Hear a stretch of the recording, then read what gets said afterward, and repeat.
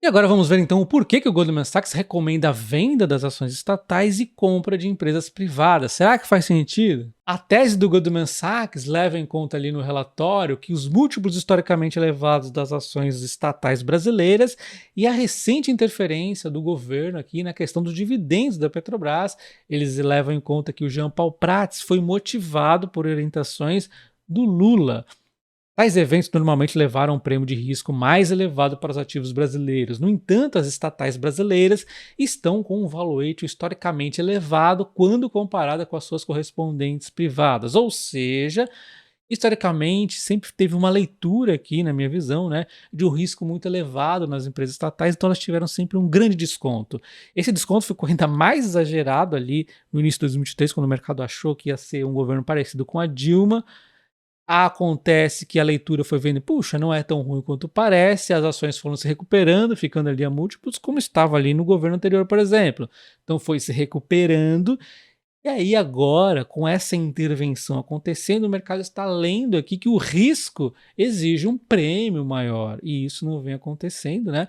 Só que aí também existe um parêntese, né? Eu estou vendo que o Banco do Brasil realmente vai seguir sua vida aqui tranquilo, essa é a minha visão pelo menos, então eu não acho que o Banco do Brasil mereça múltiplos como estava ali no início de 2023, ele merece os múltiplos próximos aí de empresas privadas, um pouquinho abaixo, porque independente do governo que for, sempre é estatal, né? Enfim.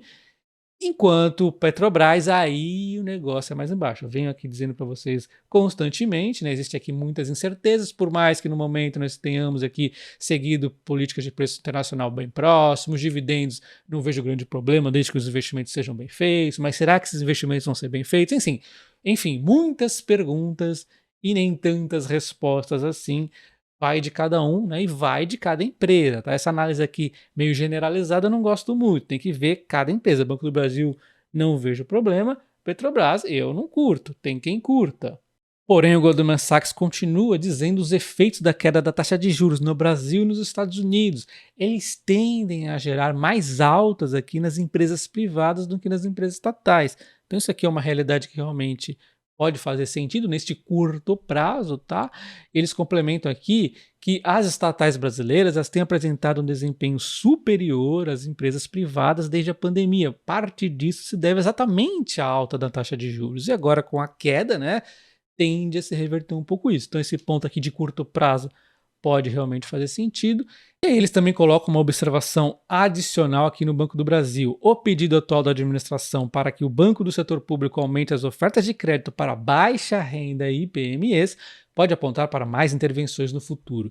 Realmente é um ponto que eu sempre estou acompanhando ali com vocês no Banco do Brasil. Eu sempre olho ali, vamos ver como é que está, se tem alguma interferência. Todo resultado a gente olha ali, principalmente os PMEs e baixa renda, porque é onde eu já vi problemas acontecer. Pessoa física, né, de modo geral, e pequenas e médias empresas, principalmente até, tá? Então, a gente sempre está de olho ali até o momento, eu digo que está tranquilo.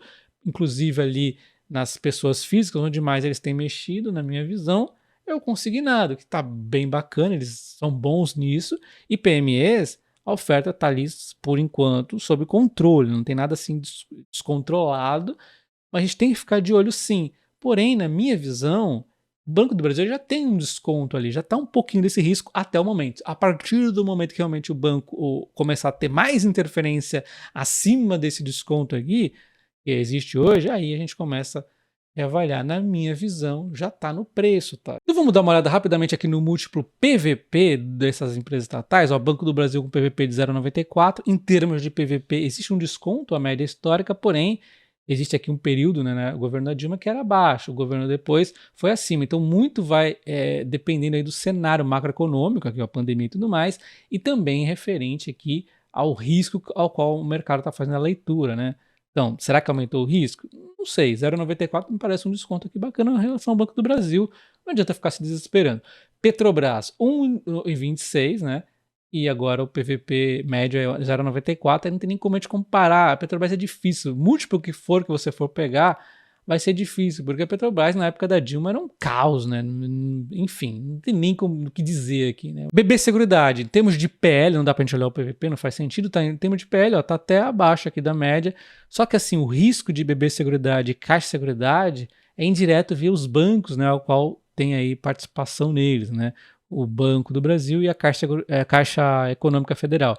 Então a gente tem que olhar mais os bancos do que propriamente as seguradoras. Não tem interesse do governo fazer uma intervenção aqui, na minha visão, né? O governo está mais preocupado com outras questões de empréstimo barato, gasolina barata, essas palhaçadas aí. Eu acho que vender seguro não é uma linha muito populista para eles, né? Mas enfim, vamos ficar no radar também. Eu não me preocupo tanto, tá? Em relação às seguradoras em intervenção aí. Aí só como exemplo aqui, a Sanepar, né, está a um PVP abaixo, inclusive, da média. Só que a Sanepar, vamos lembrar, né, uma empresa estadual, então a gente tem que separar um pouco aqui. As empresas estaduais vão ter mais aqui comparação com os governos estaduais. E a maioria das empresas estaduais, inclusive, elas passaram por turnarounds muito bacanas, né, a própria Copel ali, a CEMIG, né, as evoluções que ela vem fazendo. Entra um governo aí, de repente, que vá pôr tudo aí de ponta cabeça, aí vai ser problema, né? Então, enfim... Aliás, Copel já foi um vacilo meu aqui, que ela já virou privada, né? Inclusive a Eletrobras também. 2 empresas a menos aqui para a gente ficar preocupado com mão do Estado. Bom, então se na parte anterior eu estava tranquilinho ali, né? Em relação à recomendação do Goldman Sachs, nessa parte do vídeo eu tô pé da vida, ao ponto de ter que regravar, porque eu já estava aqui me enrolando com as palavras, né? Olha só o que eles querem fazer, tá? Eles querem mexer nas debêntures incentivadas, o governo quer de novo mexer naquilo que funciona, por incrível que pareça, uma ideia totalmente sem pé e nem cabeça. Eu não imaginava que eles fossem tão estúpidos ao ponto de mexer no setor de infraestrutura, mas eles são, sabe? Então são 2 propostas na mesa, 2 porcarias. A primeira é proibir que a emissão desses títulos por setores que têm alta rentabilidade, como o setor de petróleo, né, o óleo e gás. E a segunda é proibir o uso dessas debêntures para pagamento de outorgas e leilões de concessões. Ou seja, essa questão aqui vai interferir no setor de utilidade pública, saneamento e elétricas principalmente, e o primeiro aqui, majoritariamente, aí, setor de petróleo, porque hoje em dia, se vocês não sabem, tá bem-vindo ao Brasil, hoje em dia é feio ter lucro alto, tá? Então tem lucro alto, nossa, que vilão que essa empresa é. Então, olha o que eles querem fazer, né? A grande vantagem das debêntures incentivadas é o longo prazo, 10, 12 anos, mas a dívida incentivada não é necessariamente mais barata, diz um executivo do setor de petróleo. Então o que vai acontecer com essa desgraça? As empresas vão buscar esse capital lá fora, não adianta mexer nisso, né? Ele dá um exemplo aqui, que a CDI no Brasil sai CDI, aliás, que a debênture incentivada sai CDI mais 2%, e ela fica mais cara do que emitir uma debênture lá fora, 7, 8%. E hoje todas as empresas relevantes do setor de petróleo, PetroRio, 3R, Enalta, PetroRecôncavo, já têm acesso ao mercado internacional. Então o que eles estão fazendo aqui é mais ou menos parecido com aquela questão ali do taxação das grandes fortunas. Meu, o cara vai para outro lugar, hoje o mundo não é fechado, o cara vai para outro lugar. Essa é uma péssima notícia, é ruim, é uma porcaria. Vamos para a segunda que, acredite, ela é pior.